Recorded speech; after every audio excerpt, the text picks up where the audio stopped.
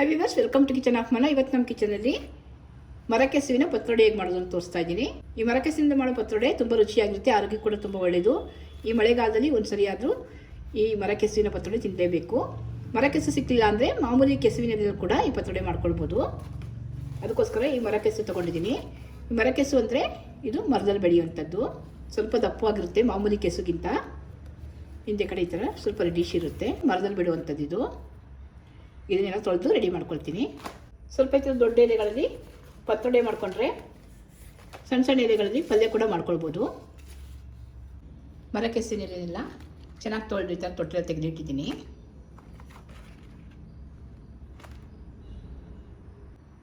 ಈಗ ಮರಕೆಸುವಿನ ಎಲೆ ಪತ್ರೊಡೆ ಮಾಡೋದಕ್ಕೆ ಮಸಾಲೆ ರೆಡಿ ಮಾಡ್ಕೊಳ್ತಾ ಇದ್ದೀನಿ. ಈ ಕೆಸುವಿನ ಎಲೆ ಪತ್ರೊಡೆಗೆ ಮಸಾಲೆಗೆ ನಾನು 2 ಕಪ್ ಅಕ್ಕಿ ತೊಗೊಂಡಿದ್ದೀನಿ. ನೆನೆಸಿರೋ ಅಕ್ಕಿ ಇದು. ತೆಂಗಿನಕಾಯಿ ಮತ್ತು ಹುರಿದಿರೋಂಥ ಉದ್ದಿನಬೇಳೆ, ಕಡಲೆಬೇಳೆ, ಸ್ವಲ್ಪ ಜೀರಿಗೆ ಹಾಕಿ ಹುರ್ಕೊಂಡಿದ್ದೀನಿ. ಖಾರ ತಕ್ಕ ಮೆಣಸಿನ್ಕಾಯಿ, ಸ್ವಲ್ಪ ಧನಿಯಾ, ಅರಿಶಿಣ ಮತ್ತು ರುಚಿಗೆ ತಕ್ಕಷ್ಟು ಉಪ್ಪು, ಸ್ವಲ್ಪ ಹುಣಸೆ ಹಣ್ಣು ಮತ್ತು ಬೆಲ್ಲ, ಬೆಳ್ಳುಳ್ಳಿ ಇಷ್ಟನ್ನು ಸೇರಿಸಿ ನುಣ್ಣಗೆ ರುಬ್ಕೊಳ್ಬೇಕು. ನಾನು ತೋರಿಸಿರೋಂಥ ಮಸಾಲೆ ಎಲ್ಲ ನುಣ್ಣಗೆ ರುಬ್ಬಿಟ್ಕೊಂಡಿದ್ದೀನಿ. ಈಗ ಎಲೆ ಮೇಲೆ ರುಬ್ಬಿಟ್ಕೊಂಡಿರೋಂಥ ಮಸಾಲೆಗಳನ್ನ ಹಚ್ಕೊಳ್ತಾ ಇದ್ದೀನಿ.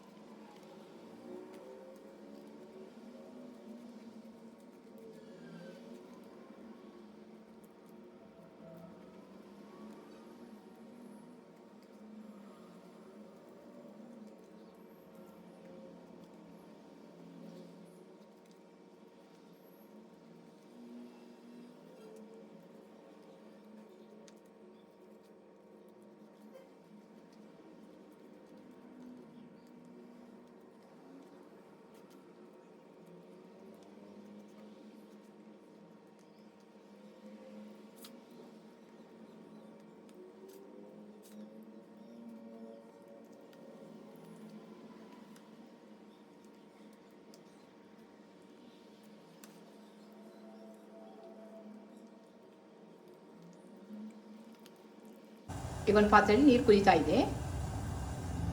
ಈಗ ಮಾಡಿಟ್ಕೊಂಡಿರೋಂಥ ಪತ್ರೊಡೆಗಳೆಲ್ಲ ಈ ಪಾತ್ರೆಯಲ್ಲಿ ಇಟ್ಟು ಬೇಯಿಸ್ತಾ ಇದ್ದೀನಿ.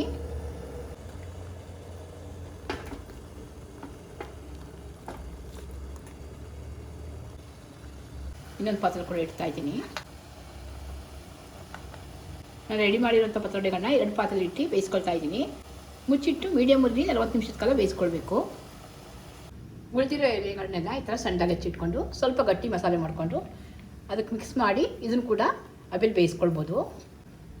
ತೋರಿಸಿರೋ ಮಸಾಲೆಗಳನ್ನೇ ಹಾಕಿ ರುಬ್ಕೊಂಡಿರೋಂಥ ಗಟ್ಟಿ ಮಸಾಲೆ ಚೆನ್ನಾಗಿ ಮಿಕ್ಸ್ ಮಾಡಿಕೊಂಡು ಇಡ್ಲಿ ಪಾತ್ರೆಯಲ್ಲಿ ಇಡ್ಲಿಗಳ ಥರ ಬೇಯಿಸ್ಕೊಂಡ್ರೆ ಚಟ್ನಿ ಜೊತೆ ತಿನ್ನೋದಕ್ಕೆ ತುಂಬ ರುಚಿಯಾಗಿರುತ್ತೆ. ಈ ವಿಧಾನದಲ್ಲೂ ಕೂಡ ತುಂಬ ರುಚಿಯಾಗಿರುತ್ತೆ ಈ ಮರಕೆಸುವಿನ ಪತ್ರೊಡೆ.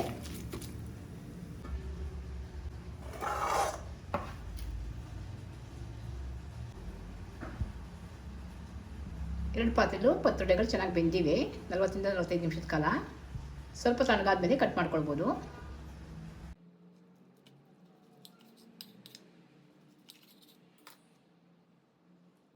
ಪತ್ರೊಡೆಗಳನ್ನ ಹೀಗೆ ಕೂಡ ತಿನ್ಬೋದು.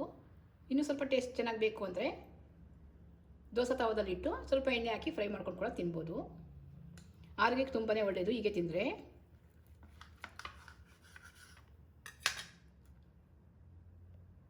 ಈ ಮಳೆಗಾಲದಲ್ಲಿ ಒಂದು ಸರಿ ಆದರೂ ಈ ಥರ ಪತ್ರೊಡೆ ಮಾಡ್ಕೊಂಡು ತಿಂದರೆ ಆರೋಗ್ಯಕ್ಕೂ ಒಳ್ಳೆಯದು, ಬಾಯಿಗೂ ತುಂಬ ರುಚಿಯಾಗಿರುತ್ತೆ. ನೀವು ಕೂಡ ನಿಮ್ಮ ಚಾನಲ್ ಸರಿ ಟ್ರೈ ಮಾಡಿ ನೋಡಿ. ವಿಡಿಯೋ ನಿಮಗೆ ಇಷ್ಟ ಆದರೆ ನಮ್ಮ ಚಾನಲ್ ಸಬ್ಸ್ಕ್ರೈಬ್ ಮಾಡಿ, ನಮ್ಮ ವಿಡಿಯೋ ಲೈಕ್ ಮಾಡಿ, ಶೇರ್ ಮಾಡಿ. Thanks for watching.